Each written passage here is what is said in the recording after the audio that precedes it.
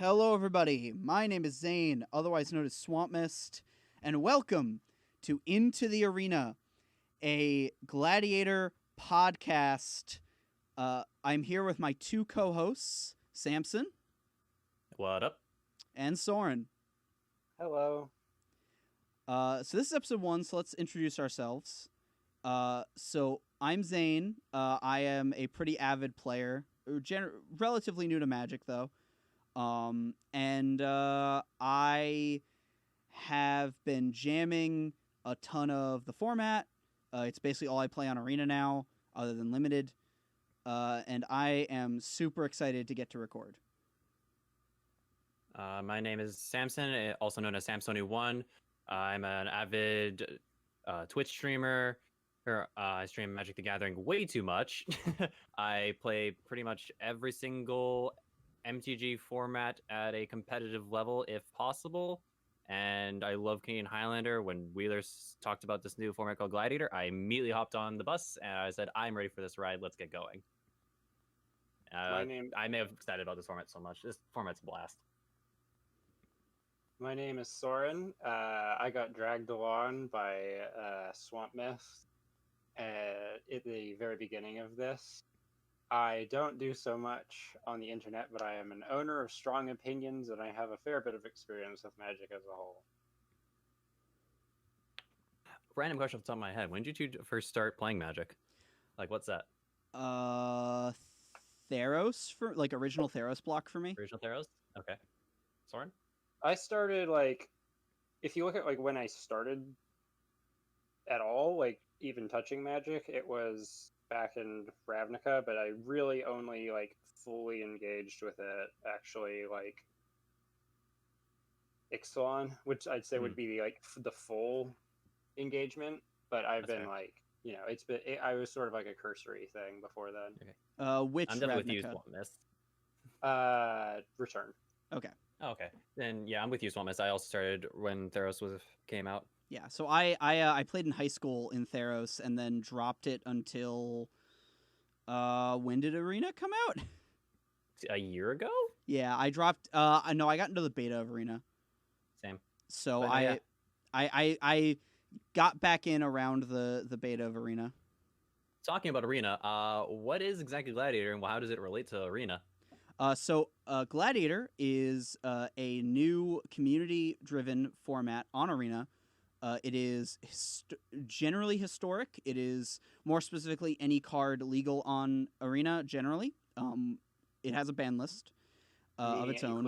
It includes It's the Oko. intro pack. Yep, it includes the intro pack. It includes those similar cards. And it is 100 card singleton without sideboards, played in best of 3 generally. And yes, the one card on the ban list and the only card you cannot play that you can own on Arena is Oko. Because screw Oko. Nobody likes him. Because he can go away. Broko. But Oko not is dumb and I Brokos. hate it. Oko ruined my standard and I hate him. Yep. Hmm. He also ruined Yo. Modern and Yeah, Brawl. he Legacy. ruined every format. Let's be real. Yeah, I mean they have done that several times recently. Yeah, we'll Including get right into now. that some other time. Yeah. Yeah, I I mean one of the definite perks of the format is the lack of sideboard, meaning no companions. Thank God. Mhm. Yes. You can run them in the deck, and I do definitely with Luris, just because Luris is just a good card. Turns Loris out, is a fantastic card. Yep. This format definitely stems a lot from the idea of Canadian Highlander, where it's 100 card singleton, no, Yeah, no they- sideboards or I mean, anything. a lot of the same people. Yes. Yeah. So specifically going through that, Benjamin Wheeler, one of the creators of Canadian Highlander, I think he's a council member a long time. I'm pretty sure he's a progenitor of the format. Yeah, he's been around since the format its inception. He got into a 100 card singleton format that was like a Highlander style on Arena previously, and streamed it, got a lot of people together, and decided that he wanted to make some changes to try to get the format to a place where Wizards might consider it legitimate, and set out to do so. and here If I we are. recall, one of the major sticking points was that they had some really wonky rules. Like they banned the you may have any number of cards. They did not just ban on them. a weird. So they had a points list. So they Oh yeah, had they pointed them. they had a points list, and the only cards on the point list were Rat Pack and Persistent Petitioners at 1 point Yeah. each. You mean So Rat Colony. Rat Colony, sorry, yes. Yeah. That for reasons I don't think we really want to get into, nor I don't think it's really relevant needed. to get into. Yeah. But Gladiator's now a thing. yes, Gladiator is now a thing. You can play as many rats and petitioners as you want, but Knock yourself out. you cannot play Oko. And that is kind of the whole thing. We're just, you jam cards that are on Arena in a singleton format, no wishing or companions because of a lack of sideboard. There's a sweet Discord that I will put in the show notes for anyone who wants to check out the format. And yeah, it's been really sweet.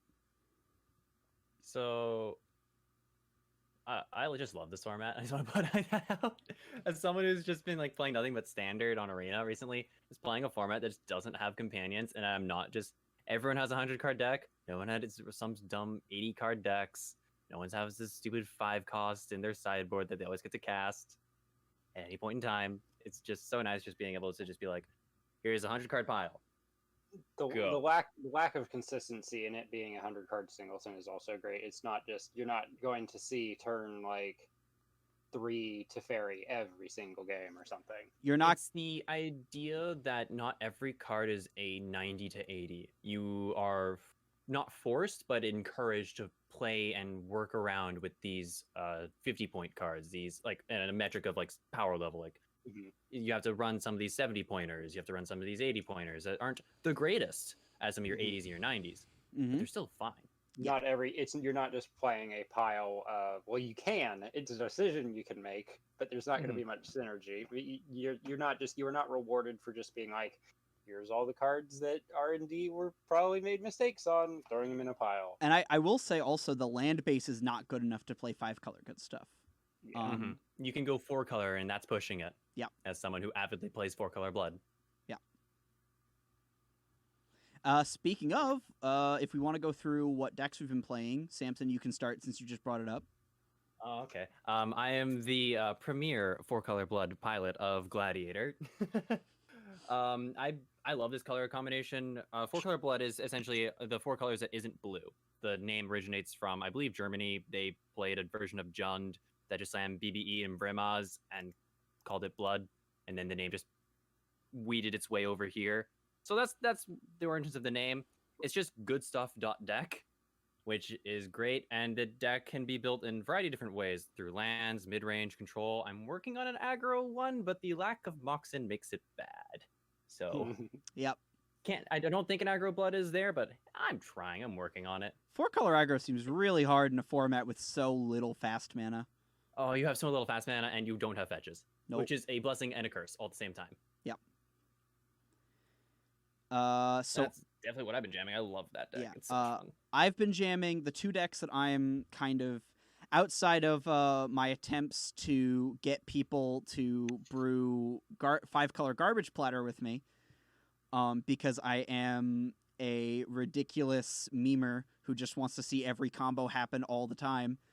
The first version of the deck successfully did Omnied and Dragonstormed me in the same game in the first game of testing. So if you feel like you want to be a memer, there's some stuff there. But the real decks I've been brewing and jamming are a blue-white kind of tempo flyersy style.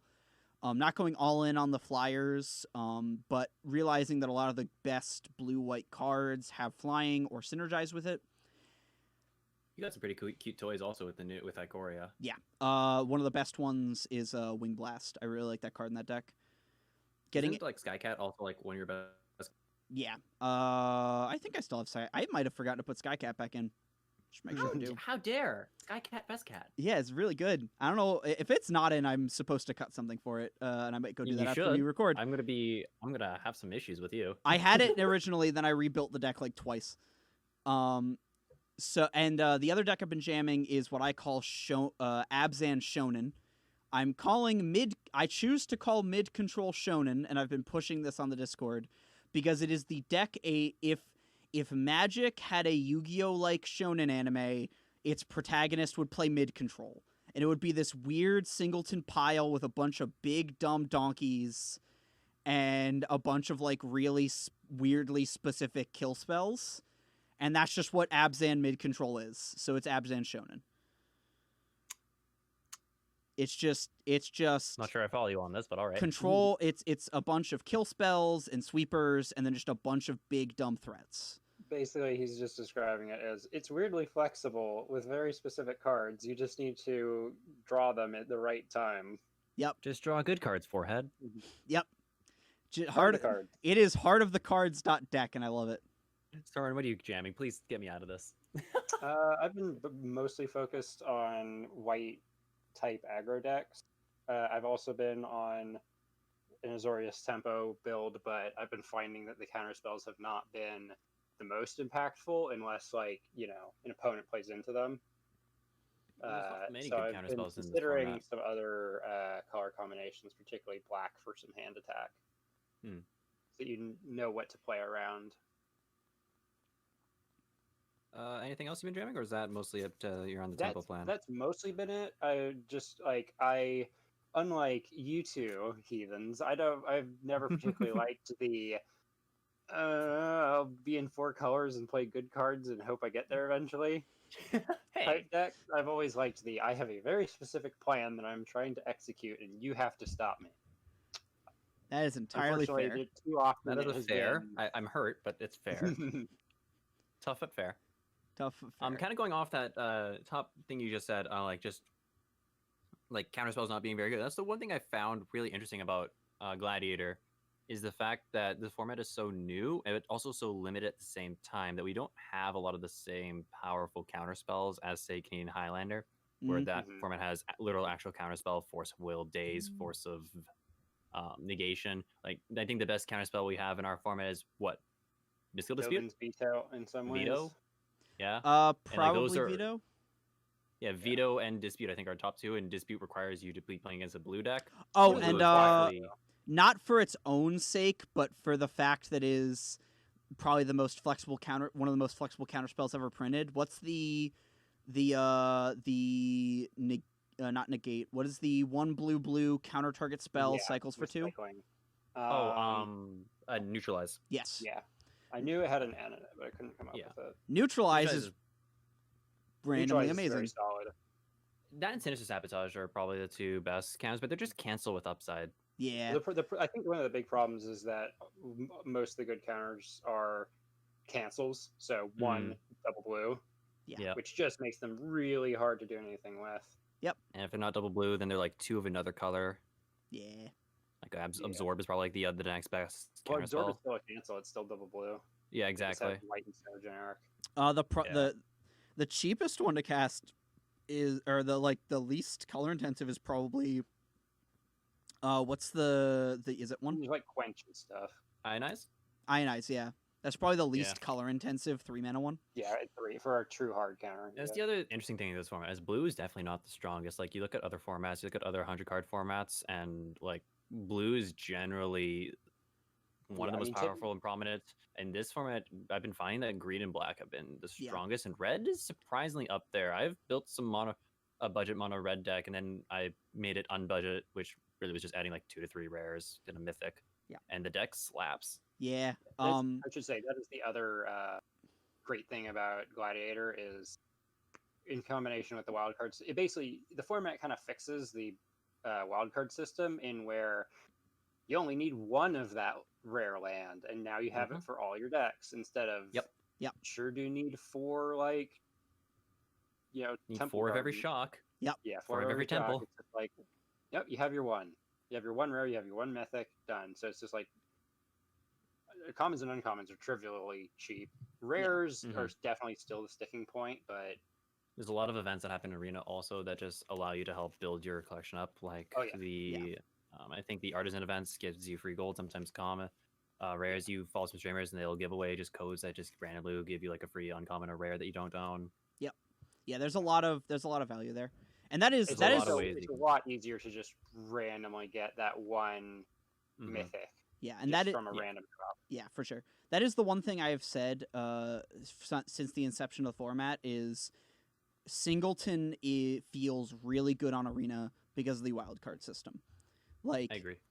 it almost feels like the wildcards, and I've said that since Arena did like if anyone remembers, I think there was like Guild Singleton where it was like Yeah, that was so much fun. it was so much fun. It's like I every remember the time community just clamoring to just make it permanent. every time they've done a Singleton event on Arena, it's been like, oh, this is way easier and better than trying to play any other constructed on Arena. Mm-hmm. Yeah. So Singleton's always such a fun thing to do on Arena. And I Mhm. keep doing really well. That can't be because I have Singleton experience. No, definitely not. all right, so I think What thing? What's like available? What can we play here? Because I think the answer that we're all going to give here is if you want to play a deck, yes, you can play it. yeah. Yeah. I There's think versions of everything. yeah, I would say the one Mhm. thing that's kind of hard to play is any tribe that wasn't on Ixalan. You're gonna have a hard Yeah, time the with. tribes are still a bit weird. I think the only tribes that are available right now, we kind of discussed this before in the pre-show, but it was Merfolk, Fish, oh frick, I'm forgetting it. Vampires. Humans, vampires, yeah. and humans. Humans are actually got a big Yeah. boost with And Ikoria. dinosaurs, but more as a package than specific tribal yeah. communities. Yeah, definitely. Dinosaurs- Humans have been- Yeah. for it. Mostly you're just playing good cards and you have a Geshath to occasionally just plop them out. Well, you have Mhm. actually I've seen someone posted a Jund dinosaurs list that was just playing like good dinosaur threats, and then was just playing the fact that like there's cards that just make it really easy to draw your dinosaurs. Mhm. I mean, fact- yeah, the Yeah. little bits of incidental, like reveal a dinosaur type cards, just kind of help accelerate all that. And Jund Dinosaurs has been a deck in like standard and historic for a while. Almost definitely. All right. So I guess we should talk about on this. Well, we won't. We may or may not do it for this episode, but we will be as an end show thing for anyone who's excited for that. We will be doing a best card you or we are not playing. So so that's also a thing. We are going to be doing the anthology, but before that, I think given the anthology, one of the best cards people aren't playing is probably the Solar Blaze and or Justice Strike. Those cards are gonna ranch me so many times. Oh my gosh. Those cards do not see enough play, especially with the first card on our historic anthology list coming up. They're going to be way more relevant, and honestly, there's just like so many threats they hit. Mm-hmm. Like they stop you from just dying to a turn 3. What's it called? What's the big dumb dinosaur that makes you discard a card? It's black. Oh, Rotting Regisaur. Yeah, they stop you from just dying It's to a all- rotting Regisaur. Solar Blaze. I've played Solar Blaze in Standard back in War Standard, and Solar Blaze was my go-to answer for Carnage Tyrant. Yep, The- Carnage the, Tyrant. yeah, the only problem with it was that it did a poor job countering the Explorer package because it would never kill. Mhm. Oh lordy, Undergrowth Oh, yeah. Walker. Yeah. Something like that. Wildgrowth Walker. Solar Blaze Wild is Growth Walker. probably one of my favorite pet cards. I love that card so much. Yeah. The amount of times I've managed to survive games by having a Teferi on board, Lyra first strike damage happens, and then Solar Blaze, and then gaining another 5 life off Lyra, dealing damage to herself. Yeah. Yeah, it's 10 pretty point sick. lightning. Like you just get casual gain 10. It's probably wipe your really opponent's board. good with all the lifelink tokens off of like another best card you're not playing, which will probably be a later episode, Dawn of Hope. I don't think the tokens off of Castle Ardenvale have lifelink, but They do not. No. They are just humans. but there's enough. I think there's enough like incidental lifelink in white period on cards There's you're enough already incidental playing. lifelink period like in Gladiator. I noticed in a lot of my decks just have random amounts of life gain in You them. have- you Like have a mono to black gain deck has like land. Timuret.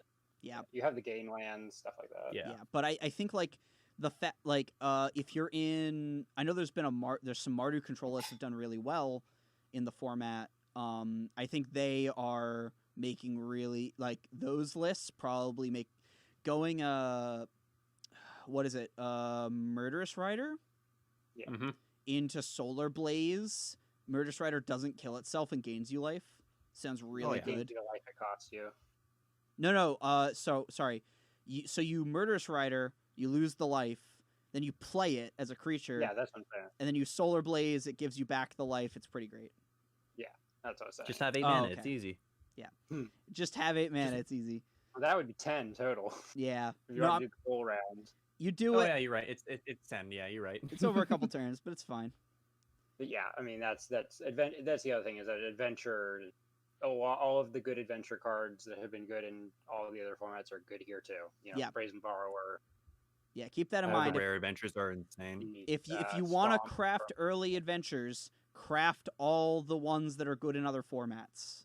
I mean, there's Craft one there's of every one that's mainstream, played in the Teamer adventure deck, and away you go. And much. also, and also Death, and then Murderous Rider, and what is the white one? Oh, the 2 white ones. There's Rum Cloak Yeah, Giant Killer's pretty good. and Giant Killer are both really strong. Cloak Giant is insane. It's so good. Yeah. All right. But do be noted, Bone Crusher Giant is in fact a giant. Hmm. So Yeah. I have lost games by casting cast off, and my mono red opponent still has a Bone Crusher Giant in there, and I just go, Well then. that's a problem. So are Croxa and Uro if you're ever getting Oh ranched. yeah, they are. Jesus. Yeah. Yep. Giant Titans. All right. So Elder Giants rather. yeah. We'll probably do an episode about like those kind of like idea for later mechanics episode. Like recent agreed. mechanics and how they work in Yeah. historic. But I think Agreed. now we can move into the anthology.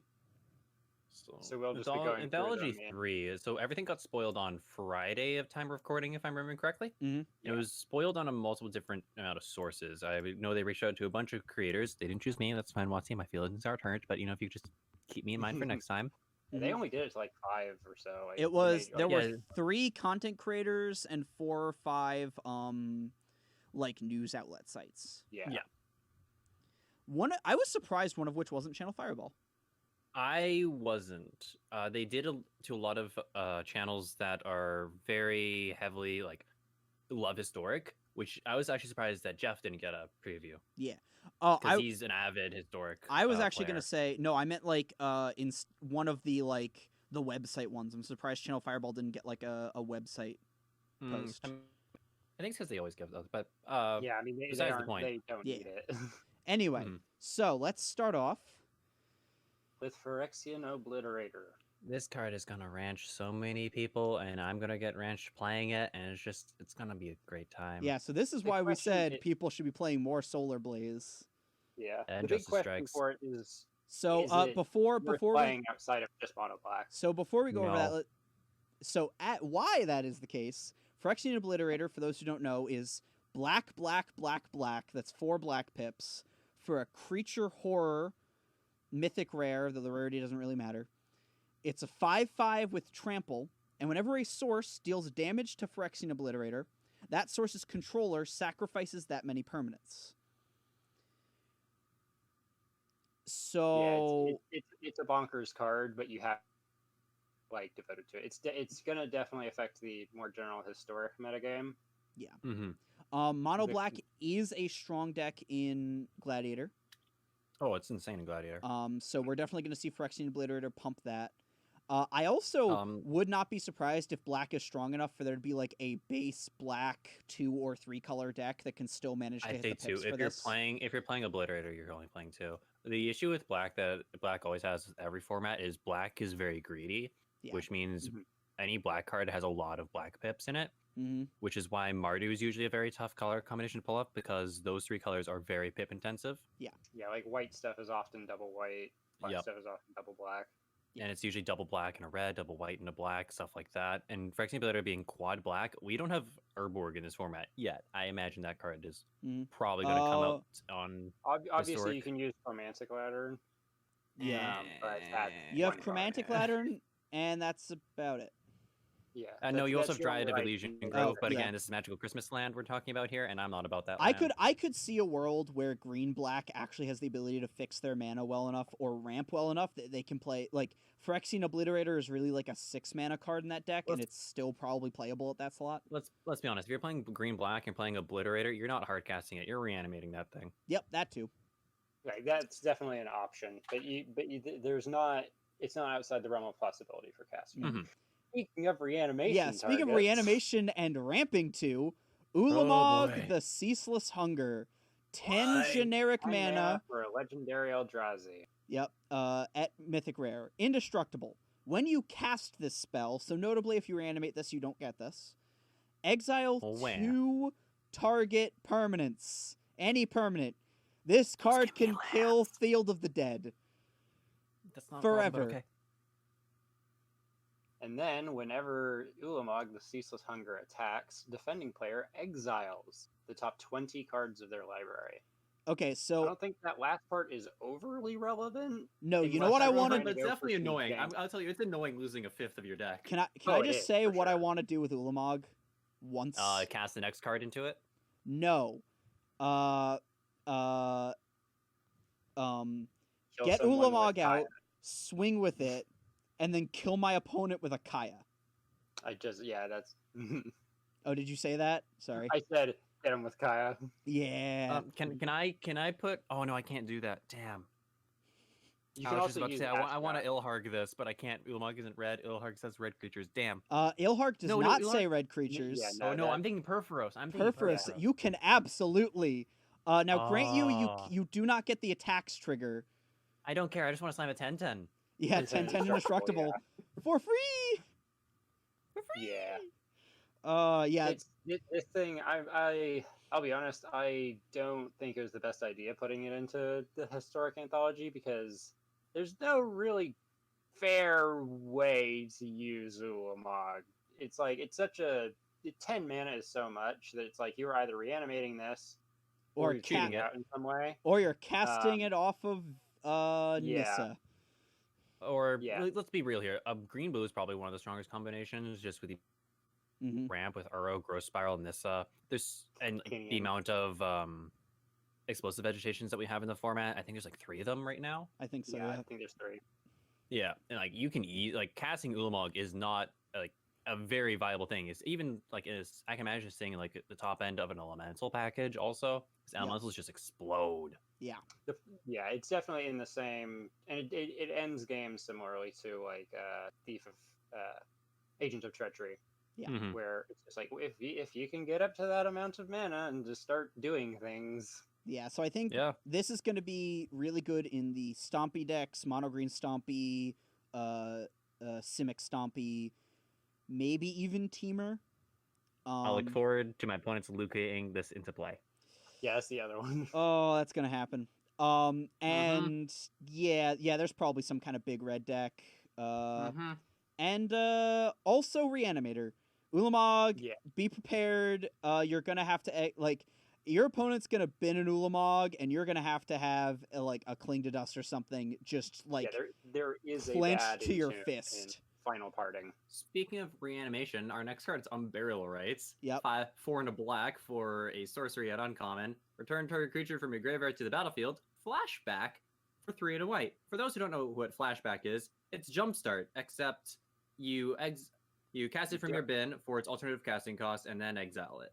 There's no You discard. don't even have to discard a card. Yep. Nope. But it does have an alternate casting cost. So in Mhm. this case, the casting cost is a different color, but it's cheaper. Yeah. So this card is busted in the white-black X Reanimator decks, and I'm pretty Mhm. sure it means that I should take Abzan Shonen and just put a Reanimator package in it. Because Probably, Yeah, I mean at some level. either this reanimates 2 things, or you bin it off of one of your discard cards and then flashback it for cheaper. Yeah. I look forward to my opponents bringing Zakama into play with this card. Mhm. and me just getting absolutely hosed.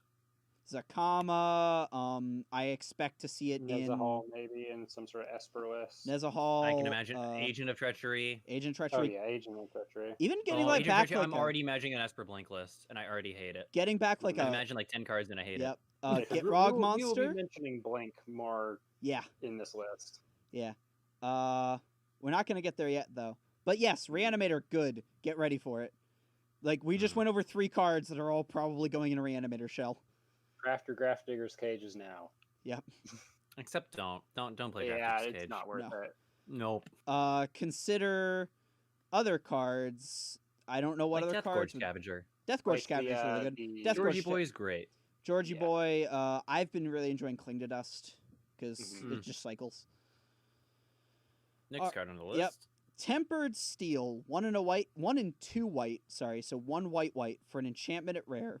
Artifact creatures you control get +2/+2. I know Battle that there's bots. a mono blue artifact list that Wheeler has, but it's more based on like artifacts. I don't think we have a lot of artifact creatures. No, People I have don't been- think this has what it needs Yeah. quite yet. People have but been it's definitely talking something about to keep in mind. trying battle bots. I don't think we're there quite yet, but this is definitely a role player in that deck. I think Like that our I think the best- problem with it is you have to run so many objectively bad cards Yeah. to work for I- this, and it's 1 card. I do think you that like your best card is like Ginger Brute, Stone Cold Serpent, and Chamber Sentry. no, Crystalline Giant I think is a huge one. I mean, Oh that's- yeah, fair enough. Like going Crystalline Giant into this, I think is just a beating. Oh, Steel Overseer also. But Yeah, that's a Steel given. Overseer is I think there's like it's not quite there yet, but there is some form of like Azorius artifact focused kind of battle botsy deck. It's just gonna take a little bit more time to get there, I think.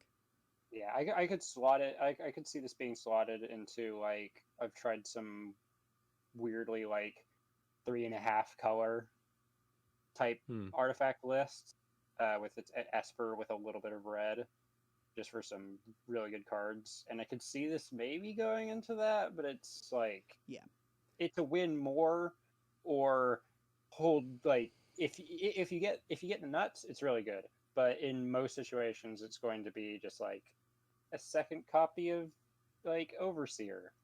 This card is notably insane in a year when we get Kaladesh remastered.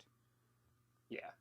Hopefully. Assuming that they don't do anything weird with that. All right, Please don't reprint Looter Scooter. I don't want to see Looter Scooter again. No. we'll see. A card that is going to see play, or may not see play immediately, but will definitely see play more quickly, I think, than Tempered Steel. Tectonic Reformation. 1 and a red for an enchantment at rare. Each land card in your hand has cycling for a red, and it itself has cycling too. Samson, why does this card go in every lands deck you build? Well, Does it I'm not? actually playing it in land. It probably does. Like, it's not terrible. The awkward thing is that most of the land decks, they're base green, and they're mostly splashing red and white. In my blood list, at least, but you can easily do a Jund lands package with this card and be very good. I just also want to go on a limb here that I'm honestly surprised that we even had got Tectonic Reformation. I was not expecting Horizon cards to enter Arena for a while. Yeah. I was gonna bring that up. It was just like it's very interesting that this is the first non-standard. Like this card did not go through standard. It's from Modern Horizon. Mm-hmm. Which is very interesting. But that tangent aside, this card is gonna make lands decks just, I wouldn't say better, but it adds a little bit more of a late game umph to it. Because this isn't a card that you'd like draw and be like, ho ho ho, I just got the nuts. No, this card is like a thing that early game let's be honest, you're cycling it if you don't have any other plays. And in late game, you got late game insurance. But even then, in a lands package, your late game insurance is Field of the Dead. Yeah. I wonder if also maybe this goes in like just like a faster red deck, like a medium red, or like I think this goes into a Phoenix deck. I think this goes into Blue Red Blitz. Blue Red Blitz. Yeah, I definitely can see that. Maybe also I could see this actually going into like a fast enough Rakdos deck that like its job is just to turn your lands into spells. Yeah. Well, my thought was if you go to Blue Red Blitz, there's a lot of draw as matters effects. Does cycle is relevant because it's like you can draw it in the worst situation possible, and it's better than a land. Yep. So yeah, It's I think definitely gonna be interesting. yeah, I think this card, we're gonna have to play around with this card. I think it's gonna be amazing once we get more cycling payoffs out of Amonkhet, but no one's surprised about that. I'm looking forward to this card. I'll definitely test this card around. Yeah. I'm cautiously optimistic. Yeah. To the tempo players, though, I imagine this next card is all up in your alley. Timely Reinforcements. Oh, 2 yeah. and a white for sorcery at uncommon. If you have less life than your opponent, you gain 6 life. If you have fewer creatures than your opponent, create 3 1/1 white soldier creature tokens. Tempo players, how does this make you feel? Card good. Traditionally, it's been used in more controlling, like this card sees play in like Azorius control in Modern. At least it did before the end times. To my knowledge, It's before outdated, but who knows? But yes, so typically it's used more defensively. It's the question of, if I am playing an aggressive tempo list, how often am I going to like hit one or both of these? It's just like less life. The soldiers is what you really want if you're playing this if you're trying to play this in tempo, and that can happen. But it's more like I honestly think this sees play in control, not tempo, because if you are behind on the board as a tempo deck, 3 soldiers does not change that. Like, it's good, it's definitely good, but it's not like that situation is your lose condition, not your win condition. I will say, I think the places where I actually really want to jam this are actually my Abzan Shonen list really wants this effect. It's like if it's like, hey, I have been playing tap lands until turn 3. I'm gonna gain 6 life, make 3 creatures into your like 1/2/1, and stall the game until I can start playing clears and threats. Yeah, time. I mean, it is such a like time buyer. I also think the white blitz decks might play this. Maybe because sometimes those decks just jam a single creature and push it forward with like buffs, and so you won't gain life off it, but 3 mana for 3 creatures is something the spellsy blitzy decks might want to play. Speaking of spells that are going to go into those decks, I think this card goes into tempo. I'm like excited for this card. Oh yeah, but just like all those blitzy decks. Swan Song, 1 blue for an instant rare from Theros. Counter target enchantment, instant, or sorcery spell. Its controller creates a 2/2 blue bird creature token with flying. So there's 2 things this is going to do. 1, it's great in tempo. And 2, every blue control deck is going to play this to try to win the Omni Mirror. I think it's just a good card in general. Yeah, like, the Omni decks are going to play this to kill the other Omni decks. Yeah, it is so efficient. Like there are going to be times that it's not going to feel terrific giving your opponent a bird, but like it's a case of, in those situations you don't always have to do it. Like maybe you don't counter the turn 1 opt. Yep. But the fact that you can spend 1 mana to blow out like Omniscience, ECD, board wipe. There's a lot of targets for this. Like enchantment removal is very, very prevalent, and a lot of really good enchantments. Yeah. There's a lot of enchantments to blow out, and it being able to hit instants and sorceries just adds to that. Like this is the sort of blue counter magic that we have not had, that we spoke about earlier, where blue just doesn't quite have the like freakishly good answers. But this is one of those. So this is adding to that. I can't wait to play Mono Blue Sorensen. Yep. So a card I don't think is going to go into the tempo deck, sadly. Can we just clump these next 2 cards together, because they're both really wah? I think the card after it has a chance to see play in the Reanimator decks. Okay. Silent Departure, I do not think will. It's 1 blue for a sorcery at common. Return target creature to its owner's hand, and it has flashback 4 and a blue. So I'm not even playing Unsummon, because I think only hitting creatures doesn't make it do what the deck needs it to do. Right? It doesn't bounce enchant. It doesn't give Yeah, it's unsummoned versus stern dismissal, which only hits the opponent's stuff, which can be sometimes relevant, but in exchange for that, it also hits I'm enchantments, which comparing is this very card to Brazen Borrower, honestly. yeah, Brazen Brazen Borrower Borrower. hits so much that this card just doesn't hit. Yeah. Also, Back this effect just isn't good this is a sorcery, enough. which means it can't even. It doesn't even yeah, have the slight that's the biggest upside. problem. Yeah. Mhm. It is going to be really good in Popper though, Yes. like Oh, yeah. like Arena Popper. Yes. This is an Arena Pauper plant, and we're okay with that. The next card I think is pretty niche, but might see some experimentation in the graveyard decks. Roar of the Worm, 6 and a green. Create a 6/6 green worm creature token. Flash It is a black. sorcery. It is a sorcery. It has flashback 3 and a green. So I don't think you should ever be casting this for its front face. I think this card is good in exactly the like really heavy self-milling Abzan and Sultai decks that I've seen a And bunch of. just your green black decks. Yeah, and just the green black decks. And Jund. Yeah. Like there's like every green black X deck I think can just mill through its decks so fast that this might be a card. It's not awful. Yeah, It's not even that hard. It's really easy to do. yeah, I think a 4-mana 6/6 might be strong enough. Well, specifically that it's coming from the graveyard, because we Yeah. have another 4-mana 6/6 that doesn't see much play in Nullhide Ferox. Yeah, Nullhide Ferox That's has for some other different reasons. downsides, but yeah, It this does have one. some The fact that it doesn't have Okay. trample really turns me off it though. Yeah, I think Yeah. I also misread this card original. I was super high on this card, then I reread it. It was like, oh, it doesn't have trample. Oh. Nope. Yeah.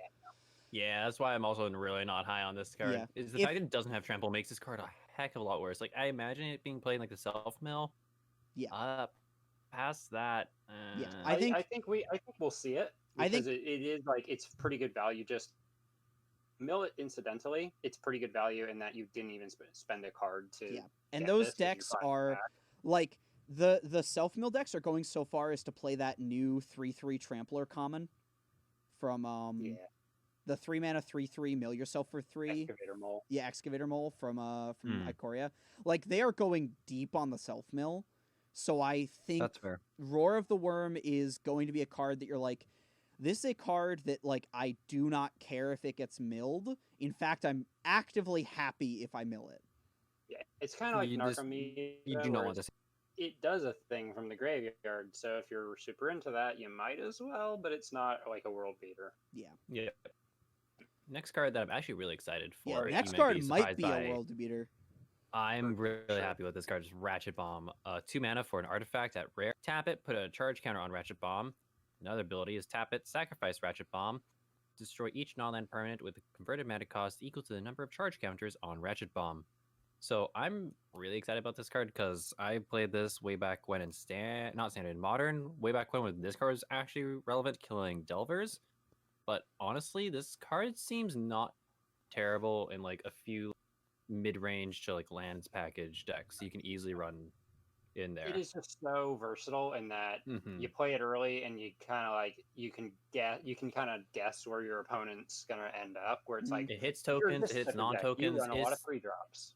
I love Blast Zone, but the fact that Blast Zone can't hit tokens makes Yeah. Blast Zone really bad. Yeah. The fact Yeah, that Ratchet and Bomb really can awesome. just that's the be big one. Ratchet. Blowing up Field of the Dead Zombies is where Yeah. this thing is going to be. Oh, yeah. a Mhm. drop it, tap it, sacrifice it, blow up like 5 to 20 zombies. Yep. Gonna be real nice. Yeah. Yeah, And I mean, I Also it's- killing 0 CMC permanent. and there is a is- little bit of not just also like the other token like pumper that I've seen be played a lot is Garrick, is the 6-mana Mm. Garrick.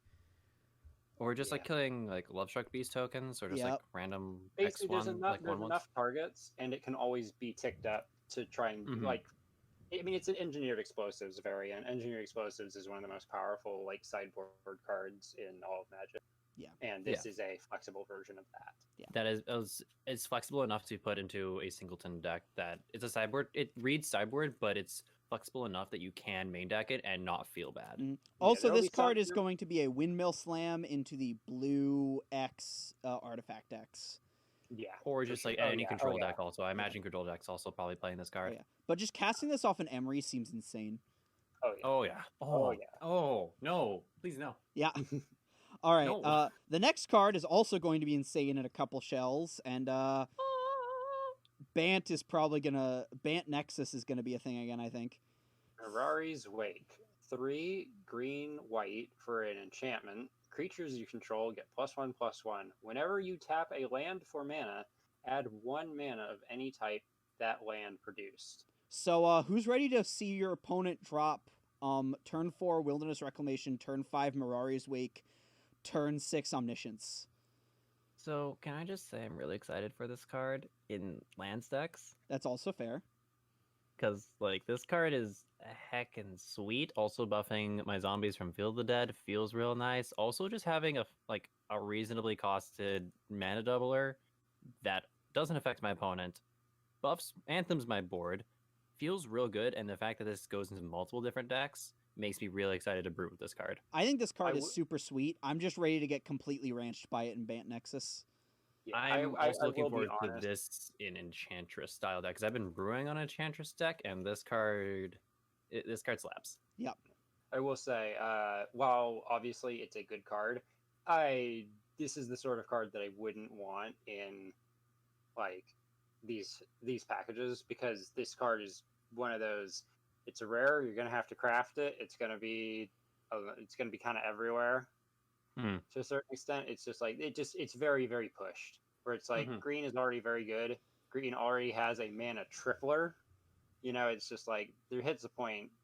But when I hit 7 mana, I can keep ramping. Why wouldn't I want to keep doing that? Then I can start ramping. See, you make a meme, but I'm playing that card in Garbage Platter to double the mana off my token. You're not casting it for 7 though. You're cheating into play. I might be casting that card for 7, but only because I Yeah. then make infinite mana, because it lets Yeah, me. sometimes I Jeez, no wonder. It lets It's me. basically just like Ferrari's Wake just feels very, very pushed to me. Yeah. It's obviously going to see play, and it's obviously going to be very good, but it's one of those where it's like, this doesn't really do anything novel. It's just like green good, get them creatures. The fact that the one thing I'm really happy about this card is the fact that it's green white. The fact that it's green white Yeah. makes it not just like if you're a green blue ramp deck that incentivizes you to go into something that's not black Mm-hmm. and Or- incentivizes you to go into a Bant shell, which Bant is also like pretty prominent in the more constructed formats. If I'm remembering correctly, I don't think Bant is too insane in Gladiator at the moment. It's not. The one deck, again, the one shell that I think this card's going to be busted in that's Bant is Bant Nexus. Has been a That's combo fair. deck that's been doing really well. I also will say Bant notably doesn't have as much support from Ikoria, especially lands-wise, right? Yeah, it doesn't have Triome. Mm-hmm. Yeah. The lack of shard triomes is really rough on the shards. So now we hit the greatest card ever printed in any Magic format ever. I'm Yep. going to lose this card, and I'm going to build so many janky things with this It's card. time for the other land card, Maze's End. It's a land at Mythic Rare. It enters the battlefield, taps, and it taps to add colorless. All of But this sounds doesn't really tap bad. for any mana. Why do I want to include this into my deck, Swamp? 3 and tap. Return Maze's End to its owner's hand. Search So your this library keeps sounding bad. for a gate card. Put it onto the Oh. battlefield, then shuffle your library. They all come in tapped, so the fact it doesn't force them in tapped isn't really relevant. If you control 10 or more gates with different names, noting we have 11, you win the game. Yeah, I was about to bring that up, noting that there are 11 legal gates available to you in Arena right now. That is Gateway Plaza and all the other guild gates. Mm-hmm. It's a meme, but it's glorious, and it's going to happen. It's going to happen. You're going to lose this card. You're going to lose playing this deck with this card. I'm going to lose so many games trying to make this card work. I have it I'm in gonna Garbage win Platter, few, and we're and it's never gonna be looking great. back. I'm going to do some dumb reclamation style deck. I believe there is a creature that says you can put a land from your hand into play. I am forgetting the card. I believe it's from Dominaria. There are a bunch. There is one from Dominaria that taps to do it. Yeah, there's an Dominaria or elf. like M19, one of the two. Mhm, Yeah, it was yeah, Dominaria. Yeah. yeah. And then So- there's It's a 1/3. there's a or 2. oh no, yeah, there's Mhm. that. There's a Dryad that lets you Play extra lands. play extra lands. There's a Dryad that lets you play lands off the top of your deck. We have a bunch I of think ways to search guild gates. Like, There's not a dryad that puts you lands from top of your deck. is it not a Dryad? There's the There is a Dryad, but you don't play them, you just draw them, and it's from oh, is it 419. draw not them? good. Okay, It's not good. It's not like, good. If it was good, I'd be running it in lands. Yeah, that's it's like fair. it's a 2-mana 0/3 or something, and it's just like Yeah, you I- tap it, and if it's a land, you get to draw it. But if it's not a land, well, you sure did look at it. Yeah, I have to look at that card again, but It's neat, but this card there's a deck you can build around it. I'll be working on it. mhm, It's I will gonna be be as well. jank. It's gonna be fun. I'm gonna be doing just a more focused, streamlined version with Maze's End. I'll probably do some jump shenanigans like Omniscience Nexus because you can, because we're running 5 colors. I'm on. So notably, I don't have Nexus and Garbage Platter, but Garbage Platter is Omniscience, lands, and infinite mana off of Mana Dorks, like cards that increase the efficiency of Mana Dorks, and then the 2 untappers we have in the format, the 2 So repeatable here- untappers. So hear me out. Go with me on this journey. Green blue, Mm-hmm. but you scape shift into the Maze's End Killcon. It's a little awkward because you do need to survive a turn after that to use Maze's End, unless you can Unless you already have untap it Maze's with End in something play. like Fiora. Unless you already have Maze's End in play. Yeah. No, because you do not win for just having them. It's the activated ability that Yeah, no, wins that's the what I'm game. saying. If you have Maze's End Yeah, already you in have play, to have Maze End in play and then scape shift into the rest. You Yeah, definitely yeah. can. Yeah, you I can. think that's what I'm saying. That's what I'm saying. Go with me on this journey with this deck idea. It's bad. It's not the greatest, but go with me on this journey. I would still play Bant just for the for Knight of the Reliquary, but I think I think you got something brewing that makes sense. Mhm. Also, so I will So- say, you know what's going to be the craziest win con? Scape shifting Maze's End and all of your lands into your bin, and then Eerie ultimating them all back out and activating Maze's End. You know someone's gonna. I might be the one that does that. for sure. But it's gonna happen. It's gonna be great. All right. So speaking of combo cards, Oh boy.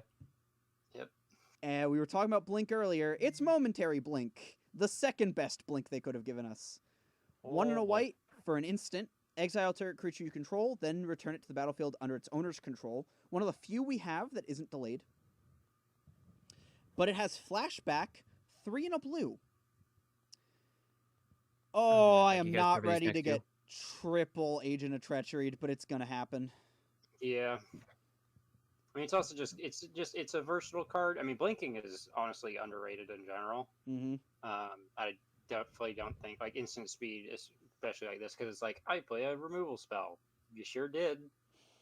You just bounce your own thing and you can be used to like reset certain effects Mm-hmm. even on your opponent's side. Not quite as much as like getting rid of them for like a long blink would, but there's definitely a non-zero amount of like you can blink a Stone Coil Serpent and it will just come in and die. Yep. This isn't a multicolor card, right? No, it's that's just identity. It's not like card type. Good. It has blue on it. It is a white card. You are casting a white spell using blue mana. That's as far as I know anyway. I could be wrong, but I doubt it. Because that's just like it's a alternate casting cost. The Yeah, identity of the card is white. I think you're right, but Yeah. it's worth noting. Worth noting that this card might be busted. I don't think it's busted. It's just like annoying in that it's just like, yep, everyone knows exactly where this is going. I I think. look forward to getting ruined by Agent of Treachery constantly being blinked. Yep, I think Yeah. this card is going to. This card is going to ruin Historic 60 card because it's just gonna be this. It's gonna be standard with more blink effects. Yeah, I boy. mean, yeah, you've got some, especially, I mean, just for the tempo one, you've got momentary blinking arboreal grazers Yep. But I for do, extra land hits I do, early on. yeah, I do think this will. I think this gets us to a density point where I think we're gonna start seeing like Esper or uh Bant blink decks in Oh, yeah. Gladiator. Definitely ban Esper is going to be a question of meta to a certain extent. Esper, I think Esper's gonna get there off of both blink and like return effects. Yeah, Like, Most definitely. yeah. Okay. but It's yes. gonna be real. Like, do we want to cover these next as a pair of threes since they all have a same keyword in them? Sure, yeah. Let's Essentially. skip the let's go the Yeah. 3 other cards with cycling. So first we have I'll do the one I'm most excited for, which is Crows and Tusker. A lot of people remember this card. 5 double green for a creature boar beast, getting that beast tribal that kind of does actually exist. 6/5 has cycling 2 and a green. You may, when you cycle it, you may search your library for a basic land, reveal it, put it in your hand, then shuffle your library. This card is great in every green X deck. Yep. It's just sort of decent. It's like it's not like super duper ridiculous over the top. I think the But- green decks that are seeing play in the format just like the Reanimator decks love this card. The It's green, just it's so good. It's just so like it's never bad. yep. It's like it's a green divination, and there's so many decks in the format that want a green divination that then can be reanimated as a 6/5 later. Yeah, it's like it fixes, it digs you deeper, and while a 7 mana 6/5 isn't the greatest thing, it's also not the worst when you're staring down, whatever. Top It deck. trades with Oketra. Yep. You Very know, like, specifically. at a certain point, it just like it trades with that thing. Yep. But yeah, I'm and then the excited other- for yeah. it because I've been playing green, black, white. I've been playing Abzan, and I think Abzan and Sultai are both going to windmill slam this card. Also, along with Momentary Blank, another good card for Popper. Yep. So then we go on to Gem Palm Polluter, which I think I'll probably cover. It's 5 and a black for a 4/3 zombie with cycling for double black. When you cycle Gem Palm Polluter, you may have target player lose life equal to the number of zombies on the battlefield. So this card is going to pop the heck off when Amonkhet Remastered comes out. Yeah. For now, this might be a win condition in lands decks because you get 8 zombies off Field of the Dead and then kill your opponent. Yeah, I don't think it's like it's. I don't believe it's terrific. Like at this point, I wouldn't run it specifically. But if you have a lot of zombies, it's like from experience because I've played this card, and this card is incredibly good in Pauper zombies. Yep. Because it, along with oh lord, I forget what it's called. There's another zombie that has a similar ability, basically on tap, except it's both players, and basically it just allows you to wear down the opponent without having to go to combat. Makes sense. I don't think that scenario will be common here, but I think that if when Amonkhet drops, there becomes a very good zombie deck. I think this is definitely a part of that, and I think this does see some play in Historic. But for now, I don't think there's enough zombie support for Gladiator specifically. Yeah, I don't necessarily think so either. I think the only place I could see this is as a finisher on top of Field of the Dead. Yeah, I mean, and that's like that's running a good card and a bad card in the hope that the two intersect somehow. Yeah. So I agree it's not there yet. But that is like I don't think. the one use case that people aren't talking about a ton is and for like more importantly for when the zombie deck does come up, like you're gonna have people like they're gonna get like 1 or 2 zombies off Field of the Dead, play 2 zombies, cycle this, kill you. I mean, it also is worth noting that this counts your opponent's zombies as well. There's a number of zombies on the battlefield. Yeah. So it could. I mean, that's where it truly shines. Is the anti Field of the Dead tech. Your opponent scape shifts fields for like Shifts gets like 10 70 zombies, and you're just like, you fool, gem bomb polluter, That targeting sounds so myself. jank. What? I love it. All right. But yeah, it's for now just not quite there. Yeah. Probably to a certain extent the same with the next card, Gem Palm Incinerator. Yeah, Samson, which if you want to do is this one. Yeah, this is 2 in a red Gem Palm Incinerator for a creature goblin uncommon. Cycles for 1 in a red. When you cycle Gem Palm Incinerator, you may have it deal X damage to target creature, where X is the number of goblins on the battlefield. I didn't realize it said this didn't say player. Yeah, this is creature. No, I mean, it's I did the lightning same strike. thing. It's tribal lightning strike in a way. No, it doesn't hit players. If it hit players, This card would be gas. yeah, this doesn't hit players, and I'm like, oh. I I don't heard like the it. same thing, and I was like, oh, goblin still isn't real. Okay. I mean, yeah, at this point, there's definitely not enough goblin stuff, but at the same, like, do not sleep on this effect. This is a very real effect. Oh, yeah. 100%. Like, it's a 2-for-1 in goblins fairly often, where it's just like, if you have 3 goblins, this is 3 damage to something, draw a card for 2 in a red, and it's tribal, and it's uncounterable because it's an ability. It's 1 in a red to cycle it, actually.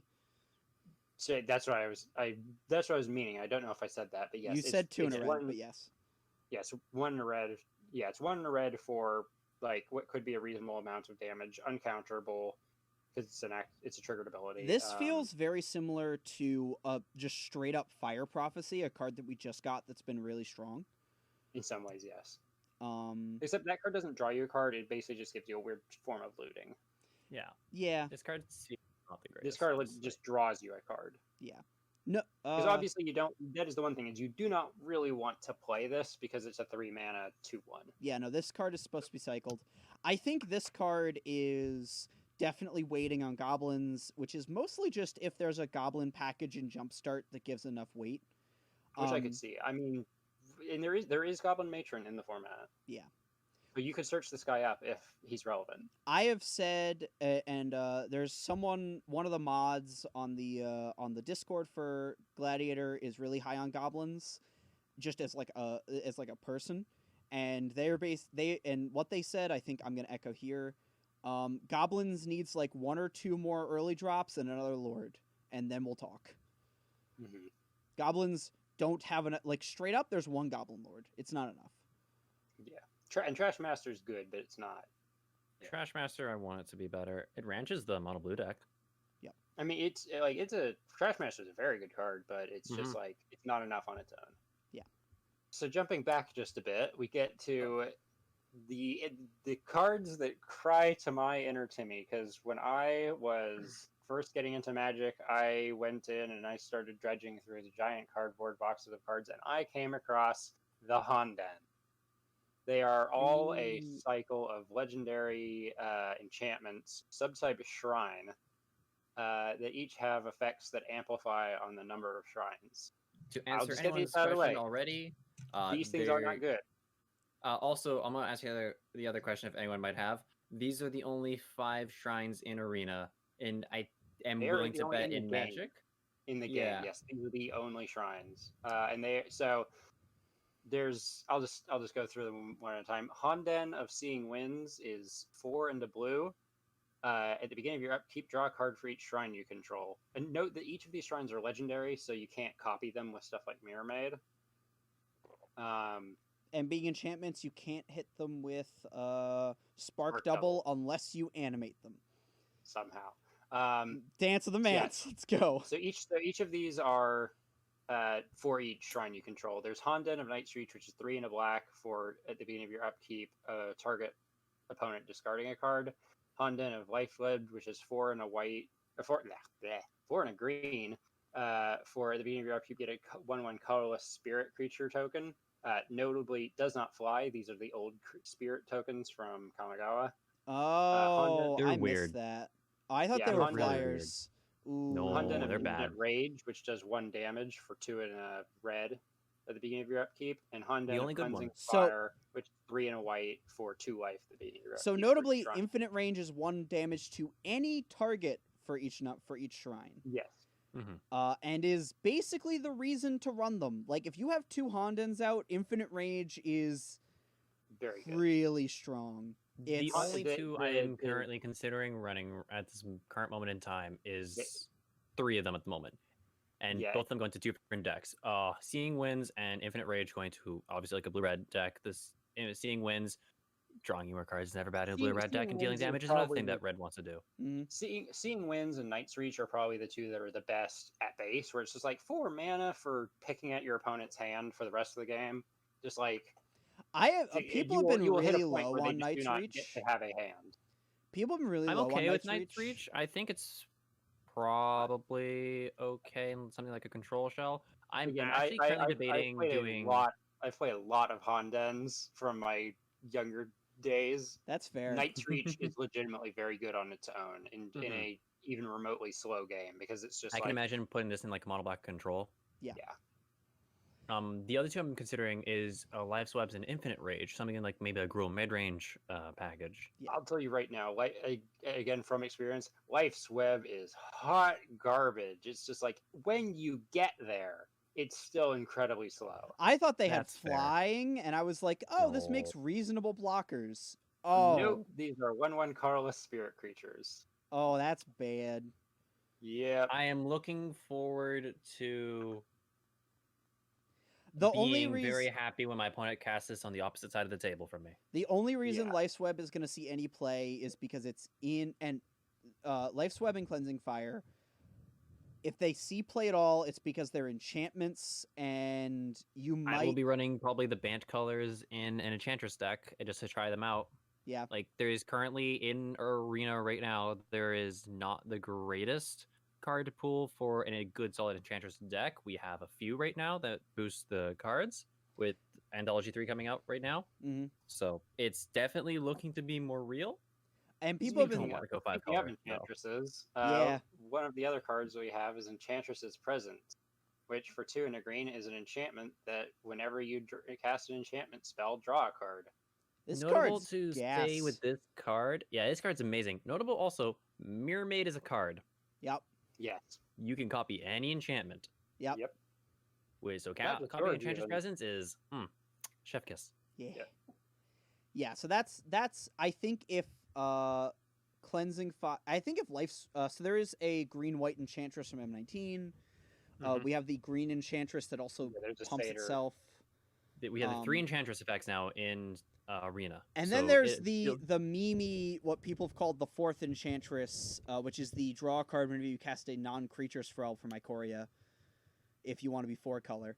I don't think you want to be 4-color, but no. it exists. You also have the lesser of the Enchantress, which is Starfield Mystic, Starfield Mystic too. which is more of just a reduction.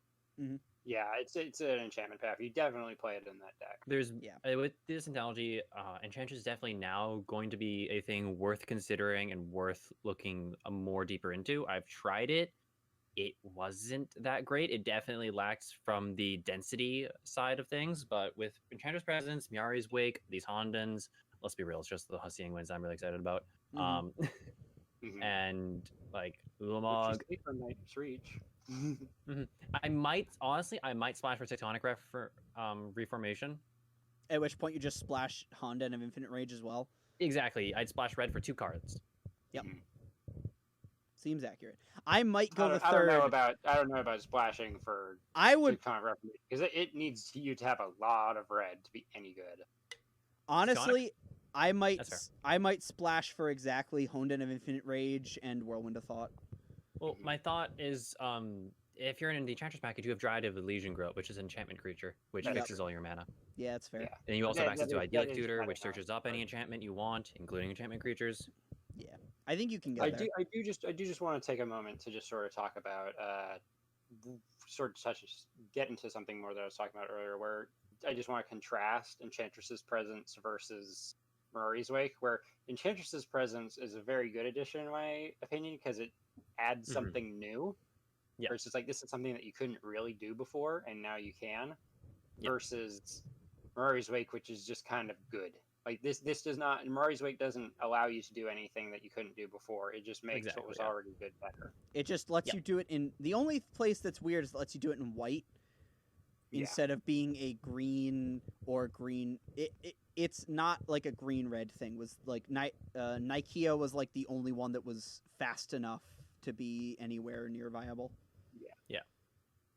These Alright. next few cards that I'm actually really excited about Yes. for, So this for a is certain color combination. these two are our last of our flashback cards. So the first one I think is just a really good include. It's Devil's Play, X and a red for a sorcery at rare. Devil's Play deals X damage to any target, and it has flashback X red red red. So I think that I would like to remind everyone that Azor's Gateway is a magic card available on Arena. Mhm. Very true. Just want to point that out. Devil's Play, I think, is going to do a lot because I think the red decks need more reach. Having played This is going into mono red easily. This is a Banefire effect that you are not unhappy to see in the Mhm. early game. Mhm. Yeah. It's just like X spells are always weird because they're not terrific. Like you're always a little bit like overpaying sometimes, like 3 Mhm. mana for 2 damage. But they always scale. They're usable at any point in the game, even if they're not terrific. And the fact that this can even get milled incidentally and then get played later, Mostly, it's a very versatile card. mostly the fact this can go face is what I care about. Like, Oh, yeah. The biggest factor about this card to me is that Devil's Play to me feels like Firebolt in Canadian Highlander. Firebolt being a 1 mana deal 2 and then flashback for 5. I imagine this seeing the same sort of effect in Gladiator, where it's going to cast this for 3, deal 2 damage. Later on in the game, you'll have 5 mana, flash it back, deal 2 damage to something else, get that little bit extra reach you need. mhm. Flashback, and Like- this is definitely getting into that thing of flashback is an inherent 2 for 1. Mm-hmm. Like This card because- is like a card. Yeah. If you see this card, you are not unhappy that you flooded. pretty much. This incentivizes you to be less feels bad if you flood. Yeah, which is great. As I've had many a games where I'm against mono red and be like, we're ahead, we're fine, they're flooding out, and be like, top deck X spell, kill you. I'm like, Well, then. Yep. Cool. All right, game 2. Yeah. And then similarly, and I'm gonna let you have this one, Samson, because it sounds like you're excited. Chainer's Edict. 1 in a black for a sorcery at uncommon. Target player sacrifices a creature and flashback for 5 double black. This card I am so excited about. Having the only other Edict effect that we have at the current moment in time is Liliana's Triumph. Yes. I True believe that is. Edict. There's a couple stapled onto other things. Yeah, Yes, but so this is one of the There's a couple that are like edicts that can hit non-creatures. there's things like Plague Crafter, which has been really insane actually. Mhm. Liliana's Triumph, I think, is personally underplayed. I think the card is really good. And then there's but Liliana it's- herself. Yeah. Mm-hmm. But Chainer's Edict is a lot better than that. By and large, it's not instant speed, but the fact that you can flash it back and have it be relevant in a late game, say if you're against a control deck, the control deck's going to have like 1 to 2 kill threats, hopefully, as long as it's not running Archons of Sun's Glory. Yeah, I mean the failure condition of this is like Field of the Dead, but the Mhm. success condition is like Dream Dream Trawler. Trawler. Dream Trawler, and Carnage Tyrant. Yep. Yeah. So This doesn't make all your problems go away, but it makes a good amount of them go away. for 2 mana, it's solid. I have been unimpressed by Edict effects in general, but Mhm. it could be a combination of critical mass, Yeah. and like a meta choice, where No, like most definitely. yeah, I think like this hits a lot of stuff, but it's like edicts are never good against aggro, but they're always good against I control think decks for the most part. Here's the thing: Edict effects are never good against aggro, but they're always very fine in aggro. You will usually be spending more mana than you'd like, but you're not Mhm. blown out. It's like, okay, I got a 1/2. Yep. Because you in take aggro, you're those. usually having to 2-for-1 yourself. If you have an Edict effect, you're usually able to punch through and get that like little bit of extra damage in, have ruin your opponent's block a little bit more if you already have an established board state. Oh, It this helps card is you. great in aggro. That's why I was Yeah. doing that thing. You guys cut out a little Um, bit. I am assuming that there was you're on the same page, and it's Ye. worth noting. I do. So I think that there might be a critical mass of these with Angrath's Rampage, Liliana's Triumph, etc. Especially because those do hit other things.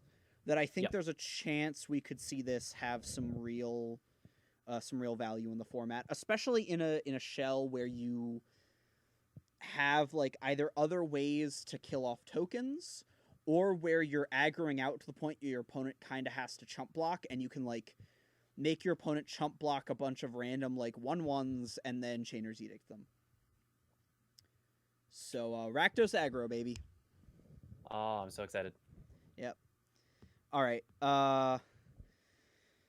Another card for the Reanimator Flash decks. We're seeing a Flash Flicker, notable, because it also works for that as well. yeah, we're seeing a notable amount of support for those decks, so be expecting to see them a ton in the meta. Body Double, 4 and a blue for a creature shapeshifter at rare.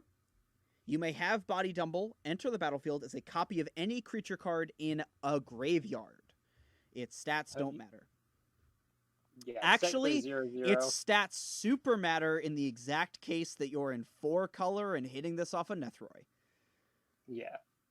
How do you feel about 5 mana Ulamogs? I don't like them. How do you feel about being the Reanimator deck and the Blink deck plays a 5 mana Ulamog out of your bin? I'm like super not all about people doing that against me. Body Double is such a sweet card. This card's gonna be great. I'm more looking at the factor of I want to do some mutate shenanigans with this card. Yeah. Yeah. Because I this mean, card it's copies definitely all the solid for effects that. along with Well, mutate. no, because I want to do some. No, It's- that doesn't work. Because No, it's that it's doesn't in a work. graveyard, so you can't copy a stack because it can only copy out of the graveyard. No, but I'm not care about the grave. Is it only copy graveyard? I thought I could also copy. No, it's no, only in a graveyard. As a copy only of graveyard? any creature Oh, in a okay. graveyard. Yeah, no, it's not a clone that also can choose from the graveyard. It is just the graveyard. Damn. I will say I have at one point had a like clone commander, like oops all clones commander. No, I played deck. against that deck. The deck sucks. This card can absolutely brick, where it's just like, and there's nothing worth 5 mana. So in note, any graveyard. I will say the other card, the card this makes me think of, we also have Lazav the Multifarious as a similar effect, and I'm like, I forgot that card existed, and now I'm really excited. This card is gonna make me excited. For a lot of things. I look forward to my opponents targeting a Titan in my graveyard and then having their Body Double be sacrificed. Yep. And feeling bad. Oh, that's gonna be, yeah, because even if they reanimate at that point, they still paid 5 mana for the Euro effect. Yeah. Yeah. Yup. Pay 5 mana to draw a card, gain 3 life, and put a land into play. Feels good. Yep.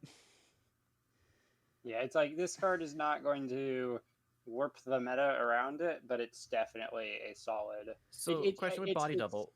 Yeah. Can we make a reverse Reanimator deck? Where we And by that I reanimate. mean mill. I mean, I'll be. We Mill have is kind of one of- Psychic Corrosion. We have the other 6 mana blue enchantment. There's the 2 mana blue enchantment that anytime a blue spell is cast, they mill. Mhm. Yeah. I'll be honest. I am super down on mill in any format. I think it's a terrible mechanic. Just because like I'm in agreement with you. it's just so like you are inherently a strategy that has a reasonable chance of fueling your opponent's game plan, and you only win, if like you getting there is just so rough. Where it's just like, maybe you'll eventually get there, but because it's 100 cards and because there's a lack of power milling options, I just Is there don't Psychic see Corrosion? it like Outside of Psychic Corrosion, yeah. yeah. I would That's not a say power mill card. That is not a power mill card. By power mill, I mean like mind After deck. grind. so. I will say I think it exists in Historic and not Gladiator. I think Gladiator being 100 cards, like I have the closest I've seen to someone decking outside of is like taking infinite turns, and I got killed by a Sultai Reanimator deck that Oh, I got killed by sped that too. through their deck so fast with self mill that they just eventually jaced me. That happened to me too. I've also Yeah, that's Abzan has also specifically Abzan with that new enchantment Death's Oasis. I've seen them go like 80 cards in. But That card's been surprisingly really good. yeah, it's actually really sick.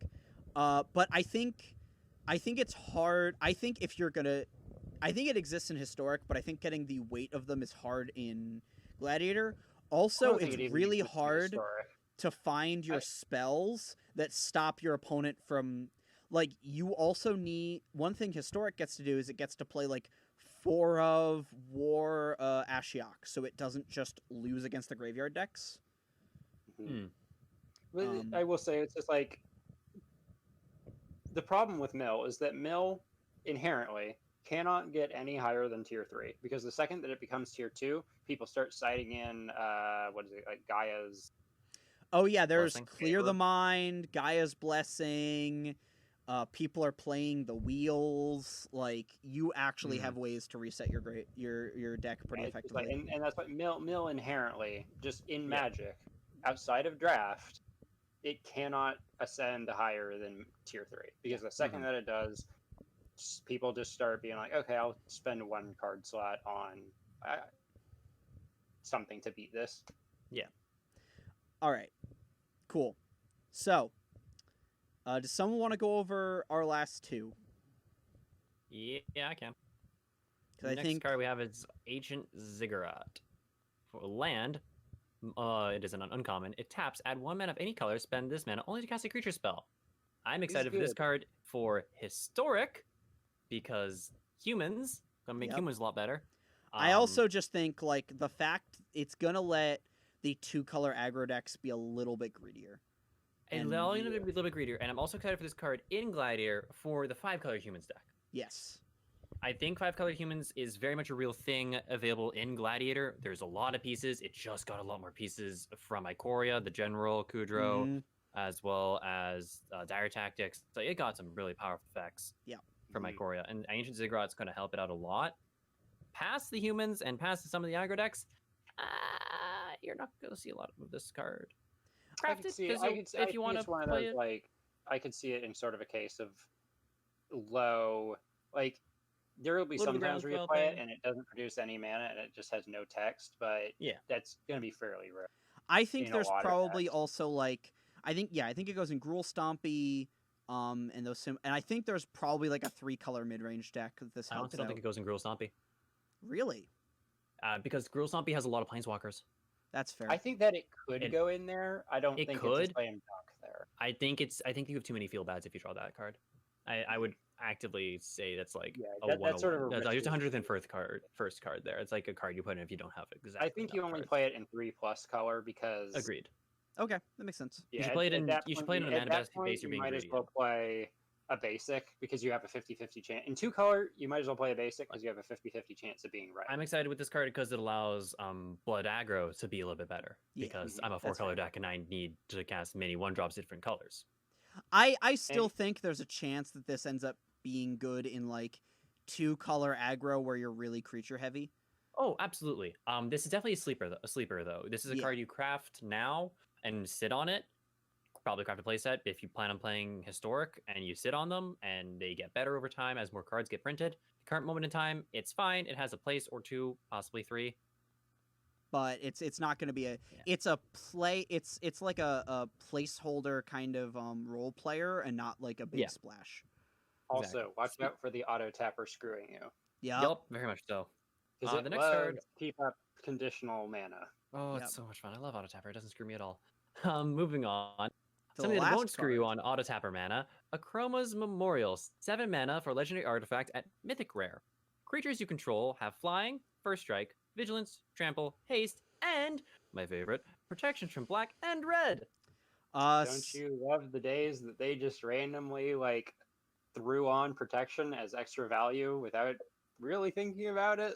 I mean, this was just Akroma, so they put it on Akroma's Memorial. So this card is sweet for reasons that are not related to Gladiator, because I very well look forward to wishing this Arn in Historic. Yep. In Gladiator, however, I see this in one deck, and that deck is mono blue artifacts. Yeah, just sort of getting the payoff. Just getting a payoff. Making it so I your look giant forward stuff to this can card attack to fast. being a Chroma's Memorial, having Karn in play, upticking Karn on this card, and having a 7/7 that has Flying, First Strike, Vigilance, Trample, Haste, and Pro Red, Pro Black. I think it might see experimentation in the big monocolor decks, just in general. The only one I really Like, think that it would be there would be mono sort of put green. it's kind of in that same place of just like, if you play it, it will win you the game almost certainly. Like, unless you just flood out, where it's just like it makes your creatures so incredibly like strong in combat. Yeah. Like it's gonna give you free attacks. Where basically it's either going to end the game immediately because you're just able to fly over your opponent's team, Mhm. you know, with vigilance and haste and flying, and they can't really do anything about it.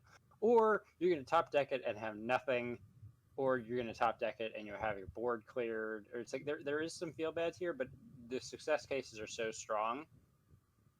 Yeah, the that success cases are very strong, but it's the hard part is the 7 mana is the hard. Yeah. So that's why I'm So- only thinking you're only going to play in the mono blue deck, because this card is not good early. Yeah. This card is not that great No. late either. That's the other problem. This I- card is when you're at parity. That's when I this card is think great. this Oh, yeah, card. it makes parity very much so not. Yeah, I think Mhm.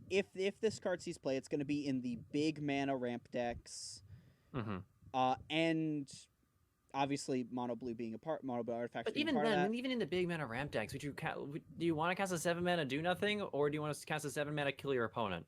I guess I think it's a question of, I think long term this card probably doesn't do that much, but the format is so unrefined right now. It's going to Do see Do we have a way? experimentation. You can do we 100% have get away with a- just running. We definitely have ways to strong. cheat it out.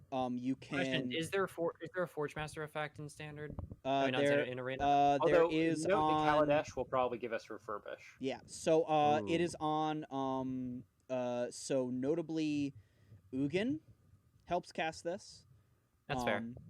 Yeah, he I gets it don't. down to 5. And you can do some weird stuff. It's a legendary spell, so you can cast it off like Thran Temporal Gateway if we're going all Okay. in. Ooh. Well, it's so- also an artifact, so it's also Yeah. historic. Yeah. So yeah, So- there is the 4 mana make your historic spells one less. That's a bit like all of this is reaching at a certain Yeah. No, that point. spell- You're that putting spell this sees card in the play same in- deck. You in put a mono blue. Darksteel Reactor in. Yeah. I will also say I think there's a chance this card sees experimentation in a deck that I'm thinking of brewing if I spend $200 on Arena. Do it. And that is Abzan Legendary. Looking at cards like Sisay and who's the scribe dude? The elf Kethis? Kethis, yeah.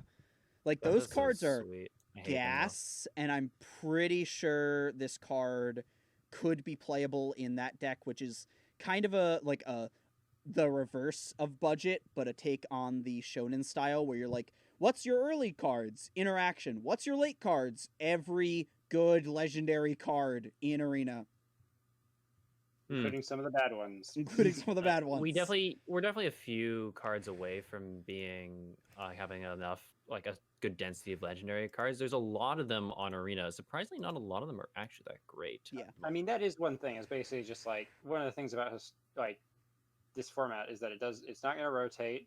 Mm-hmm. You know, great. it's like, and the format's just going to grow. So Yeah. some of the stuff that maybe isn't there right now is definitely stuff to keep an eye out for. I Like, agree, yeah. Mhm. the Gem Palm Incinerator thing, where it's just like, yeah, it could come up Yeah. in the long term. So like I think Chroma's Memorial, like I'm seeing it in that deck as like if you need it, you have Sisay and some other tutors to get it.